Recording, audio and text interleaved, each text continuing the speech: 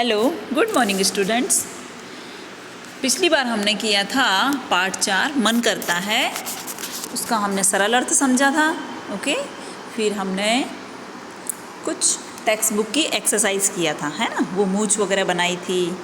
Okay, तो यहाँ पर ये जो बच्चा है उसका मन क्या करता है कि मैं घर में सबसे बड़ा हूँ, या मैं पापा की तरह बनूँ, चिड़िया की तरह आसमान में उड़ी हूँ, है ना। तो उसकी अलग अलग इच्छाएं करती है उस बच्चे की। ओके, चलो शब्दार्थ देखते हैं अब हम यहाँ पे। अकड़, अकड़ यानी कि घमंड, है ना। मन करता है सब पर अकड़ दिखाऊं, तो यानी घमंड, अपने आप को बड़ा समझूं और मेरे से सब छोटे, उसका इस तरह से मन करता है बच्चे का। धौंस दिखाना, या दादा बनकर सब पर धौंस जमाऊं, है ना। तो उसका मतलब होता है डांटना। जिस तरह से कोई छोटा, हमसे जो छोटा होता है वो गलत काम करता है, तो जो घर का बड़ा व्यक्ति होता है वो डांटता है ना कि ऐसे नहीं करना चाहिए था, आपको इस तरह से करना चाहिए था। तो धौंस दिखाने का मतलब होता है डांटना। चंदा यानी कि चांद। ओके, यह इसका समानार्थी शब्द है। फिर शोर, शोर यानी कि जोर से चिल्लाना, शोर मचाऊं। कोयल की तरह बोलता है ना, कूकू शोर मचाऊं, कोयल की तरह जोर जोर से मैं चिल्लाऊं। चरखी, चरखी यानी कि क्या होता है, जिसमें डोर लपेटते हैं, है ना। डोर को इस तरह से बांधते हैं, फिर ऐसे गोल गोल बहुत सारी रस्सी होती है, उसमें डोरी होती है, तो चरखी उसे कहते हैं। पतंग और फिरकी बोलते हैं जिसे हम, है ना। तो चरखी का मतलब होता है फिरकी, या जिसमें डोर लपेटते हैं। चलो यहाँ पर शब्दार्थ हमारे क्लियर हो गए। ओके, शब्दार्थ यानी कि उनके अर्थ, शब्दों के अर्थ। चलो अब देखेंगे विरोधी शब्द। ऊपर का नीचे, मीठा का कड़वा, पास का दूर और अंदर का बाहर, मोटा का पतला। यहाँ पर हमारे शब्दार्थ और विरोधी पूरे होते हैं। हमने आपको 5-5 लिखाए हैं। आप अपनी नोटबुक में सुंदर हैंडराइटिंग में लिखना इसे। चलो फिर हम करेंगे आगे। सही विकल्प चुनकर लिखो। चूज़ द करेक्ट ऑप्शन होता है ना जो, वो। अब यहाँ पर यह कविता है, तो इसमें सिर्फ 3 ही सही विकल्प हैं। ओके, आपको पता होगा इससे पहले हमारा एक और पाठ था। जो पाठ होते हैं उसमें हम कम से कम 20 या कम से कम 18 इतने तो देते ही हैं, है ना। इतनी हमारी सही विकल्प चुनो, इस तरह के हमारे छोटे छोटे क्वेश्चन आंसर होते हैं। पर यह कविता है, इसमें सिर्फ 3 ही हैं। ओके, चलो पहला देखेंगे हम। बच्चा क्या बनकर आसमान में दौड़ लगाना चाहता है। तो शुरुआत में ही है ये कि सूरज बनकर, चंदा बनकर के तारा बनकर आसमान में दौड़ लगाना चाहता है।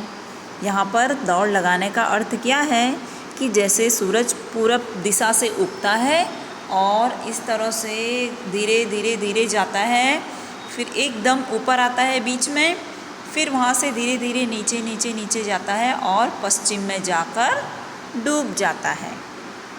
तो बच्चा यहाँ पर बोलता है कि मैं एक कोने से दूसरे कोने में दौड़ लगाना चाहता हूँ।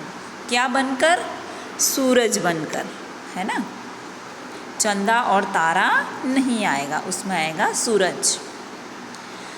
बच्चा बाबा बनकर क्या करना चाहता है। बाबा बनकर क्या करना चाहता है वो? तो गुस्सा करना चाहता है लोगों पर? नहीं। धौंस जमाना चाहता है? हाँ। ओके, यहाँ पे मैंने 2 बार गुस्सा करना लिखा है, इसको मैं करेक्ट कर दूँगी। ओके, चलो। तो बच्चा बाबा बनकर धौंस जमाना चाहता है। तीसरा देखेंगे। बच्चा पापा बनकर क्या करना चाहता है। बच्चा पापा बनकर क्या करना चाहता है? मूंछ बढ़ाना चाहता है वो अपने पापा की तरह। उसके पापा की मूंछ थोड़ी बड़ी होगी ना, तो वो चाहता है कि मैं ऐसा चाहता हूँ कि फटाफट मैं बड़ा हो जाऊँ और मैं मूंछ बढ़ाऊँ। आपका मन भी करता होगा ना, जो बॉयज़ होंगे। तो धौंस जमाना और रौब दिखाना नहीं, वो चाहता है मूंछ बढ़ाना चाहता है। बच्चा बाबा बनकर क्या करना चाहता है? मूंछ बढ़ाना चाहता है। चलो फिर देखेंगे हम यहाँ पर समान तुक वाले शब्द। समान तुक वाले शब्द क्या होता है? देखेंगे हम। जैसे आप बोलते हो, राइमिंग वर्ड्स कहते हैं ना आप लोग इंग्लिश में, जैसे कि हो गया कैट, बैट, मैट, यानी वैसा ही प्रोनाउंसिएशन निकलता है उसका, वैसा। जैसे मन तो धन और तन। ओके, आप लोग अपने नाम का भी राइमिंग वर्ड्स बनाना, समान तुक बनाना। जैसे कि जैसे हमने बोल दिया मीना तो हो गया टीना, रीना। ओके, तो एग्ज़ाम में हम आपको पूछ सकते हैं समान तुक वाले शब्द लिखिए, तो हम आपको सिर्फ दे देंगे मूछ, तो आपको लिखना है आंसर पूछ, है ना। फिर लाल, तो उसका समान तुक क्या होगा? बाल, दाल, है ना।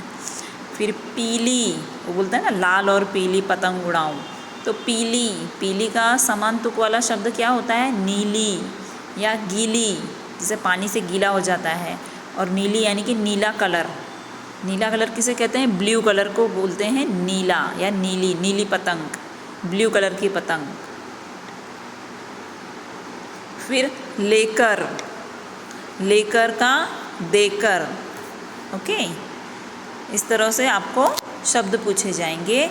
आपको हमें उनके समान तुक वाले शब्द यानी उनके जैसे ही उच्चारण वाले शब्द लिखने हैं। चलो यहाँ पर आप सही विकल्प लिखोगे, समान तुक वाले शब्द, और जैसा मैंने आपको बताया शब्दार्थ और विरोधी शब्द। इनको आप अच्छी तरह से अपनी नोटबुक में लिख करके फिर मुझे मेरे मोबाइल नंबर पर भेज देना। इसके बाद हम दूसरी एक्टिविटी करेंगे। नेक्स्ट पीरियड में कुछ प्रश्न उत्तर मैं आपको लिखाऊंगी, फिर हमारा पाठ यहाँ पर पूरा हो जाएगा। ओके, और जिन लोगों ने नहीं किया है वे सभी लोग अपना काम पूरा कर लेंगे। पाठ 4 वाला एक बार कविता अच्छे से पढ़ लेना, समझ लेना, और जिसका काम बाकी होगा वो लोग अपना काम अच्छी तरह से समझ के लिख लेंगे।